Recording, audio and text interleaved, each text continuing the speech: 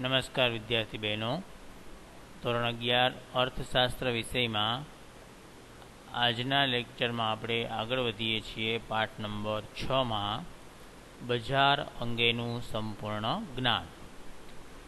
કે પૂર્ણ હરીફાઈવાળા બજારમાં ઉત્પાદકો, વેચનારાઓ અને ખરીદનારાઓને બજાર અંગેનું એટલે કે વસ્તુની વર્તમાન કિંમત શું રહેલી છે, વસ્તુ માર્કેટમાં કેટલી ઉપલબ્ધ રહેલી છે, મળવાપાત્ર છે વગેરે વિશેનું સંપૂર્ણ જ્ઞાન ધરાવતા હોય છે, અથવા તો એના વિશેની સંપૂર્ણ જાણકારી પણ એ લોકો પાસે રહેલી હોય છે.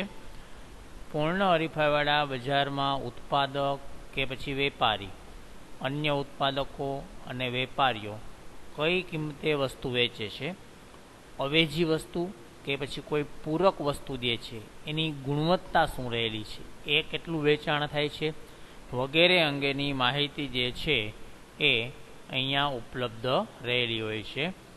આથી આવા સમાન ગુણી વસ્તુઓ ધરાવતા બજારમાં કોઈ એક ઉત્પાદક કે પછી વેપારી વસ્તુની જુદી જુદી કિંમત લઈ કિંમત ભેદભાવ સર્જવામાં પણ અસમર્થ હોય છે. તેથી આ બજારમાં વસ્તુની કિંમત એક સરખી પ્રવર્તે છે. એટલે કે પૂર્ણ હરીફાઈની બજારની સ્થિતિ એવી હશે કે ઉત્પાદકો, વેપારીઓ, અન્ય ઉત્પાદકો, અન્ય વેપારીઓ પોતે જે કંઈ વસ્તુનું વેચાણ કરે છે, અવેજી વસ્તુઓ કે કોઈ પૂરક વસ્તુઓનું વેચાણ કરે છે, એની ગુણવત્તા શું રહેલી છે, એ બધી બાબતોથી પોતે માહિતગાર, જાણકાર અથવા પરિચિત હોય છે. સાથે સાથે એક વસ્તુના બદલામાં ઉપયોગમાં લઈ શકાય એવી સમાન ગુણી વસ્તુઓ કેટલી છે એ પણ બજાર વિશે એક ઉત્પાદક, વેપારી વસ્તુની જુદી જુદી કિંમત પણ જાણતા હોય છે. અને કોઈ ભેદભાવ સર્જવા માટે પણ એ અસમર્થ બની શકે છે. પૂર્ણ હરીફાઈવાળા બજારમાં ખરીદનારાઓ એટલે કે ગ્રાહકો જે છે એ પણ વસ્તુની કિંમત અને ગુણવત્તા વગેરે જેવી બાબતોથી સંપૂર્ણ માહિતગાર હોય છે, કે જેના કારણે કોઈ એક ઉત્પાદક એટલે કે ખરીદનાર રહેલો છે ગ્રાહક પાસેથી વધુ કિંમત લઈ શકતો નથી. આપણી સાથે પણ બનતું હોય કે આપણે પણ ઘણી વખત કોઈ પણ વસ્તુનો ભાવાંક શું રહેલો છે, આ વસ્તુ એની સાથે અવેજી વસ્તુ વાપરી શકાય એવા પ્રકારની વસ્તુ કેટલી યુઝ કરી શકીએ છીએ અને સાથે એની કિંમત શું રહેલી છે એના વિશે પણ આપણે સારી રીતના પરિચિત હોઈએ છીએ. આગળ કે આમ ખરીદનાર, વેચનાર અને ઉત્પાદક પક્ષે બજાર અંગેનું સંપૂર્ણ જ્ઞાન હોવાથી બજારમાં એક સરખી કિંમત પ્રવર્તે છે, જેના કારણે આ બજારની માંગ રેખા સંપૂર્ણ મૂલ્ય સાપેક્ષ બને છે. એટલે કે આના ઉપરથી એમ કહી શકાય કે ચોક્કસ પ્રકારની સ્થિતિમાં દરેક વર્ગને, પછી એ ખરીદનાર છે, વેચનાર કે પછી ઉત્પાદક રહેલો છે, આ લોકો બજાર અંગે સંપૂર્ણ જ્ઞાન ધરાવે છે. વસ્તુની કિંમત, વસ્તુની પ્રાપ્યતા, ઉપયોગ કરનાર વર્ગ સામે વેચનાર, આ બધી બાબતોથી પોતે જાણકાર અથવા પરિચિત છે. એટલે કે આવા સમયે આ પ્રકારના બજારની સ્થિતિ કેવી જોવા મળશે, તો કે કોઈને કોઈ પરિસ્થિતિને આધીન રહી અને સંપૂર્ણ મૂલ્ય સાપેક્ષ બની જશે. ત્યાર પછીનો પોઈન્ટ છે ઉત્પાદનના સાધનો સંપૂર્ણ ગતિશીલ છે. વિદ્યાર્થી બહેનો, ઉત્પાદનના સાધનો કેટલા, તો 4: જમીન, મૂડી, શ્રમ અને નિયોજક. આપણે ક્વેશ્ચન તરીકે યાદ રાખજો. અને દરેક ઉત્પાદકના સાધનો જે છે એ પોતે નિશ્ચિત કંઈક વળતર માગે છે. પૂર્ણ હરીફાઈવાળા બજારમાં ઉત્પાદનના 4 સાધનો રહેલા છે. યાદ રાખજો, ઉત્પાદનના સાધનોની સંખ્યા કેટલી, 4: જમીન, મૂડી, શ્રમ અને નિયોજક. દરેકને પોતાનું નિશ્ચિત એક વળતર મળે છે. ખાસ યાદ રાખજો, જમીન હોય કોઈ પણ પ્રકારની તો ભાડું મળશે, મૂડી હશે, મૂડી એટલે કે નાણું, તો એને એનું વ્યાજ મળશે, શ્રમ કરશો તો એનું વેતન મળશે, અને નિયોજક એટલે કે ધંધાનું સંચાલન કરનાર વર્ગ, સ્થાપના કરનાર, તો એને એનું વળતર તરીકે કોઈ ધંધામાંથી નફો પ્રાપ્ત થશે. તો આ પણ આપણે ખાસ જાણવા પાત્ર બને છે. નેક્સ્ટ આગળ વધીએ તો સંપૂર્ણ ગતિશીલ રહેલા છે કે આ ઉત્પાદનના સાધનો ભૌગોલિક, વ્યવસાયિક અને ઉપયોગની દ્રષ્ટિએ સંપૂર્ણ ગતિશીલ હોય છે. એટલે સતત કોઈને કોઈ પ્રકારની બદલાતી જાતિ જોવા પડશે પરિસ્થિતિને આધીન. પૂર્ણ હરીફાઈવાળા બજારમાં વસ્તુની કિંમત એક સરખી રહેલી હોય છે. તેવી જ રીતે ઉત્પાદનના સાધનોની કિંમત એટલે કે એને મળતું વળતર જે છે એ પણ એક સરખું હોય. કારણ માત્ર એટલું જ છે કે ઉત્પાદનના સાધનો સંપૂર્ણ ગતિશીલ હોવાથી તેઓ ઓછા વળતરથી વધુ વળતર તરફ સ્થળાંતર પામે છે અને વારંવાર થતા સ્થળાંતરને ટાળવા પેઢીઓને એક સમાન વળતર આપવાની ફરજ પડે છે.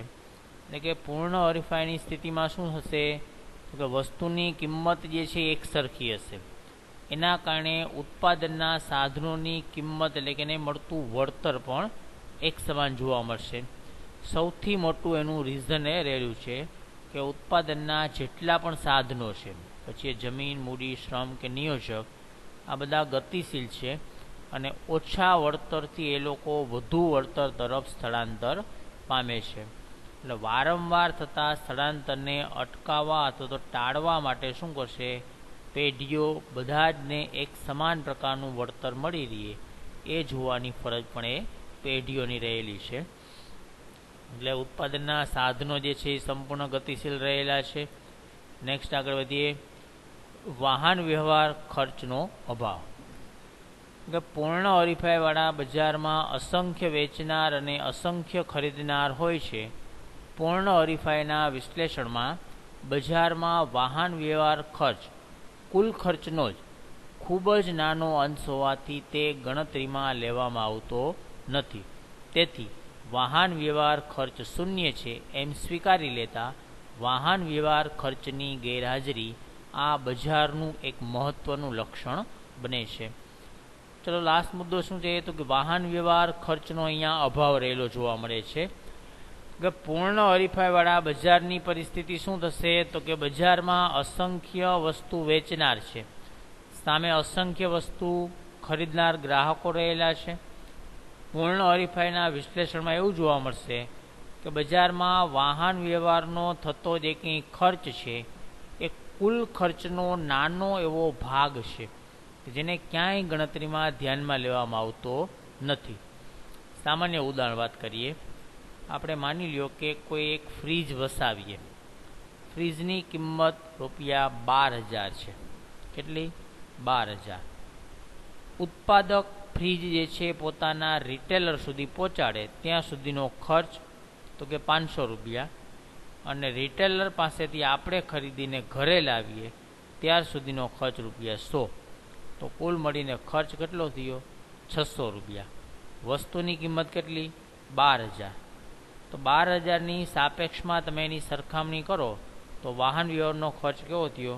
સિમ્પલ અથવા તો હાવ ઓછો કહી શકાય, એમ કહી શકાય. એટલે કે અહીંયા વાહન વ્યવહારની પાછળ કરવામાં આવતો ખર્ચ જે છે એ ટોટલ ખર્ચની સાપેક્ષમાં એકદમ નજીવો રહેલો જોવા મળશે. કે જેનાથી શું થશે તો કે વાહન વ્યવહારનો ખર્ચ શૂન્ય છે એમ સ્વીકારી લેતા વાહન વ્યવહાર ખર્ચની ગેરહાજરી આ બજારનું એક મહત્ત્વનું લક્ષણ બની જશે. એટલે મોટાભાગની પેઢીઓ ઉત્પાદકો એવું માની લેશે કે વાહન વ્યવહાર ખર્ચ શૂન્ય થાય છે, કોઈપણ પ્રકારનો ખર્ચ થતો નથી. એ કારણથી એવું બનશે કે કોઈને કોઈ પરિસ્થિતિમાં બજારમાં એ એક એનું મહત્ત્વનું લક્ષણ પણ સાબિત થઈ શકે છે.